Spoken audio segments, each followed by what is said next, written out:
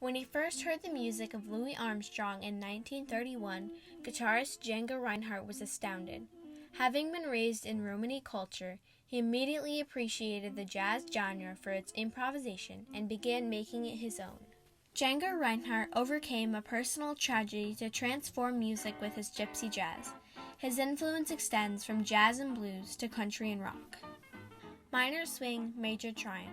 How Django Reinhardt transformed music with gypsy jazz. Django Reinhardt was born on January 23, 1910, in Liberche, Belgium. He was given the official name of Jean, but his Romani or gypsy name was Django, meaning I awake.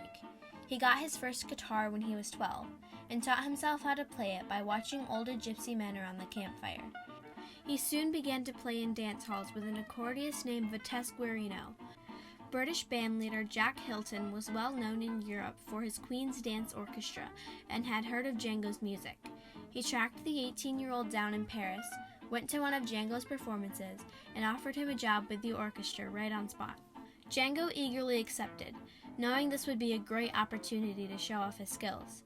He never got to take the job, however, because of an accident that almost took his life a few days later. Django's wife Negin was making artificial flowers out of celluloid. He lit a candle to find his way through the couple's caravan, but dropped it into the flowers, and the caravan was immediately engulfed in flames. Django quickly grabbed a blanket and helped Negin, who was pregnant at the time, out first. His right leg and left hand were extremely burned. He was hospitalized for over a year and took an additional 6 months to be able to pick up a guitar again. His left hand was extremely injured, and his pinky and ring finger were completely paralyzed. It was clear to everyone around him that he would never be able to play guitar again. Django was determined to overcome his tragedy so he could continue to play his music. He spent 18 months developing a new way to play guitar with just his thumb and 2 working fingers. He developed his own style of playing, and was soon as good as, if not better than he was before.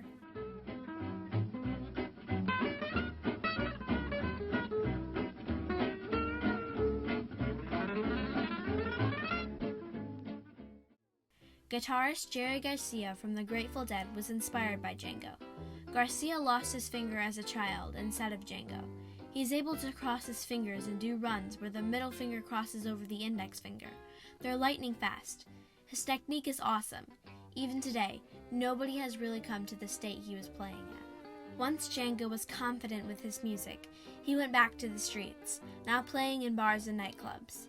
In 1931, Django's musical life changed when he was heard by an artist named Émile Savitry. Émile was staying in an apartment above the Café des Lions in Toulon, where Django was performing. Émile made his way downstairs and was shocked when he noticed Django's misshapen hand and the lightning-fast music it created. When Django was finished, Émile took the guitarist up to his room and played him a recording of Louis Armstrong playing Indian Cradle Song. Émile Savitry described Django's reaction. He was like a large animal, mute and dazed in the blaze of sun. Right away, he understood Armstrong. Louis Armstrong became Django's biggest influence and inspired him to begin playing jazz. Django loved American jazz's jungle rhythms and formal perfection.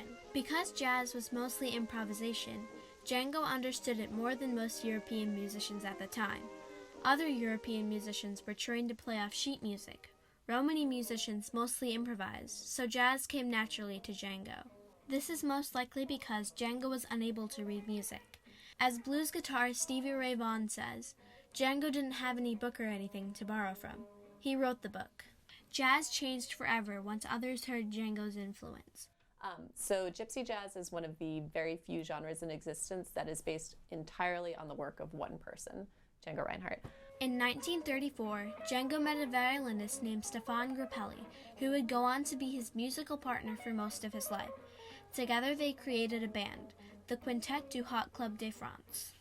They traveled around Paris, playing in bars and nightclubs. Django and Grappelli had their first recording session in 1934 and continued to make music together until Germany invaded France during World War II. The quintet eventually recorded over 100 songs together. When the Nazis invaded France in 1940, Django was beginning to gain popularity.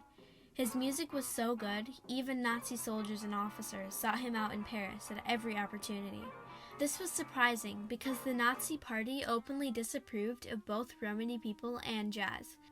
Django could not change his heritage and would not change his music, so he did not change to avoid the Nazis.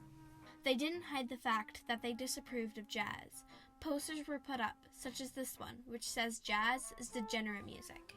Django biographer Michael Dregney says, "Jazz made people dance, not gusta, laugh, not salute, sing, not hail Hitler." Django was a positive distraction throughout the war and gave the people something to enjoy and believe in. When he played, listeners were reminded of a time before the war. Because of the Nazis' ban on jazz music, American jazz could not be imported. Django's jazz was so unique that people all over France came to hear him play. This resulted in Django being very successful during the war. Some of Django's songs were influenced by the war, such as Nuage, which translates to clouds in English. Some called this song the anthem of World War II. Many adopted Nuage as France's unofficial national anthem because La Marseillaise was banned by the Nazis. Michael Dregney says, "In a single composition, he captured the woes of the war that weighed on people's souls, and then transcended it all in a melancholy melody both bittersweet and nostalgic." Willie Nelson strives to achieve Django's incredible speed and tone, and plays Nuage at most of his concerts. The method of playing and the tone and the speed was incredible. I think he was the best guitar player ever.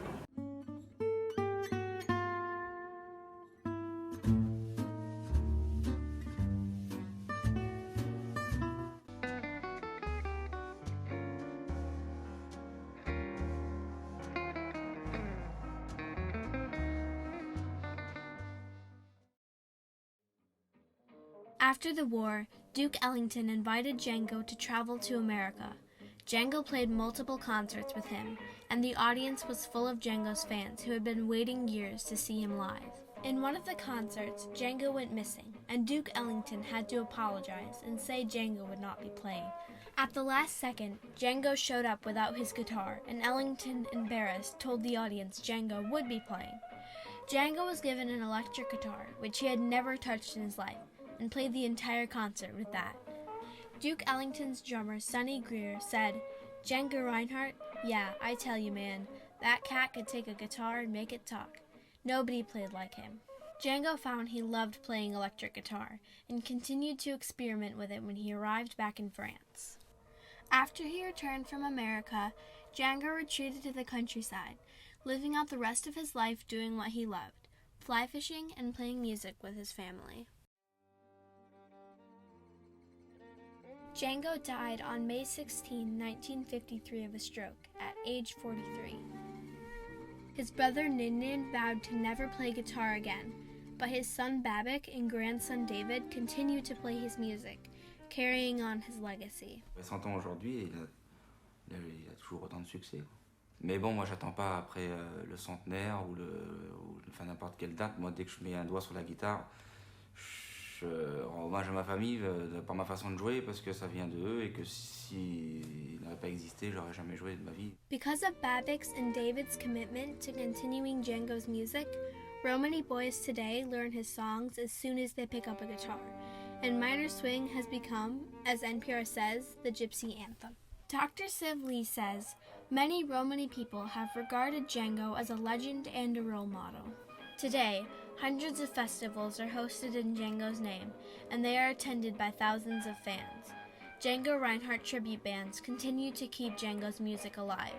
Many people create songs based off his style or play music as a tribute to him. Legendary musicians including Chet Atkins, Carlos Santana, Keith Richards, Paul McCartney, Jimi Hendrix, and others list Django Reinhardt as a major influence." Went there and he heard this guitarist called Django Reinhardt. It was said that it was a French gypsy. But anyway, my friend knew I liked guitar, so he sent me some records of this guy. I fell in love with him. Django overcame his tragic hand injury to become one of the most influential musicians in history. Gypsy jazz is constantly evolving and changing. It has many different forms, all branching out from Django's original music. Django's legacy continues to live on, and many musicians look up to him as the best guitarist ever.